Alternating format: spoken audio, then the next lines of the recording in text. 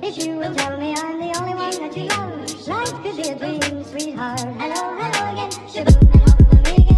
A gente pode ter uma situação que hoje em dia é muito mais comum do que se imagina, que chama SIBO, supercrescimento de bactéria no intestino delgado.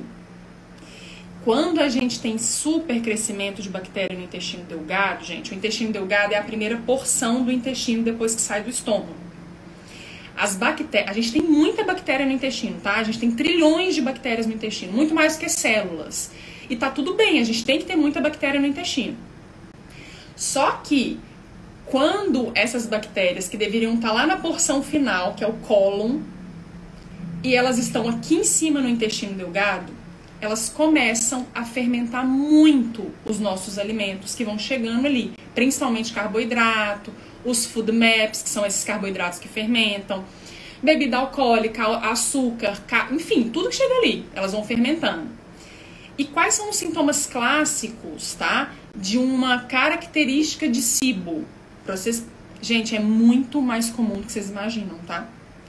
Várias pessoas que nunca nem tinha escutado falar em SIBO, com problema digestivo, foram no gastro e descobriram que tem SIBO, tá? Então, olha só, quais são os sintomas. Quando você faz uma refeição, normalmente, você vai ter gases muito rápido. Sabe, eu não sei se alguém aqui vai se identificar, mas às vezes a gente come e a gente nem terminou o prato de comida e a gente tem gases. Tipo, gente, mas eu nem acabei de comer e já tô com gases. Tipo, a barriga já começa a fazer barulho, já dá uma distendida, você já até fica meio assim pra acabar de fazer a refeição, porque os gases são muito rápidos, tá? Então, primeiro, você tem que se encaixar, Cláudio, você tem que se encaixar em alguma coisa que pode estar acontecendo com esses gases que estão formando aí. Depois eu vou falar de chás, de shots que ajudam nos gases, tá? Existem várias plantas boas para melhorar os gases, mas alguma coisa que você tá fazendo no seu dia a dia tá bagunçando o seu intestino. E aí tem que descobrir o que é, porque senão você vai seguir comendo essa coisa e não vai adiantar nada. Então, gente, quando a gente tem, provavelmente tem uma SIBO, a gente vai ter, bom, gases bem imediatos, né, quando você tá comendo, porque elas já começam a fermentar aqui em cima. Então, elas já começam a produzir os gases. Gases, a gente pode ter aqueles arrotinhos, sabe? Se ficar toda hora meio que lembrando, assim, arrotando, fica voltando, porque é aqui, ó. Então, forma gases, pode tanto sair pra cima, quanto você ficar com gases mesmo. Então, a gente pode ter gases, ficar arrotando. Normalmente, quem tem SIBO tem distensão abdominal. Já no início do dia já começa com desconforto, às vezes pode acordar com distensão abdominal, pode acordar com gases. É diferente quem tem síndrome do intestino irritável, porque a síndrome do intestino irritável você pode ter gases mais pro final do dia. Sabe aquela história? Acordo bem e no final do dia minha barriga tá inchada? Isso é mais característico de uma possível síndrome do intestino irritável. Gases que têm um cheiro muito ruim, então podem ter cheiro de ovo podre, dependendo do tipo de bactéria que tem no seu intestino, elas vão produzir um gás específico, tá? Então, se elas produzirem, por exemplo, enxofre, metano, você vai ter ali gases com um cheiro muito ruim. Então, são gases que têm cheiro. Você vai ter distensão abdominal, dor abdominal, então causa dor também essa distensão, quando é na SIBO, né? Intolerância muito aos food maps, então aos grãos, abacate, alho, cebola, feijão, maçã, manga, couve-flor. Você vai ter muita intolerância a alimentos que tem mais food map.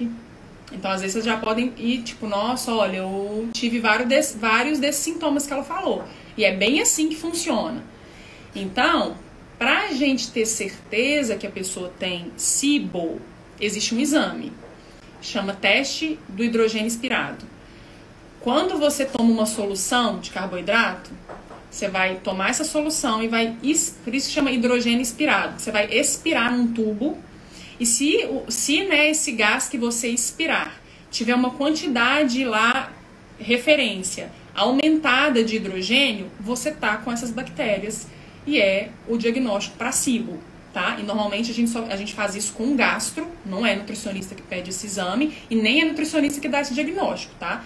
A gente trata tudo isso junto com o gastro, mas só para vocês saberem na vida que existe uma situação que se chama SIBO e que é muito comum. E olha só, é parecida com síndrome do intestino irritável, intolerância à lactose.